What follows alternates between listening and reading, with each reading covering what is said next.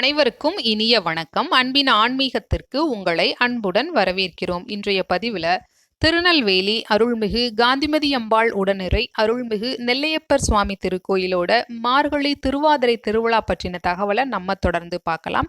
4/1/2025 அன்று மார்கழி திருவாதிரை திருவிழாவிற்கான கொடியேற்றம் நடைபெறுகிறது.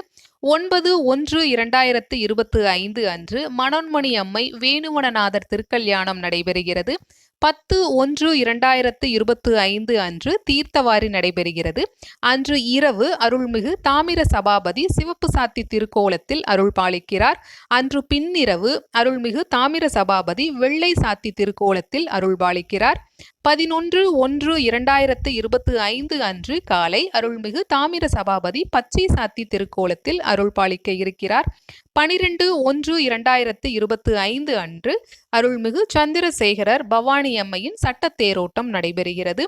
12/1/2025 அன்று இரவு முதல் 13/1/2025 அன்று அதிகாலை வரை அலங்கார தீபாராதனைகளும் அருள்மிகு தாமிர சபாபதி அருள்மிகு சிவகாமி அம்மை தாமிர சபைக்குள் எழுந்தருளல் நிகழ்வும் மற்றும் ஆருத்ரா மகா அபிஷேகமும் நடைபெற உள்ளது.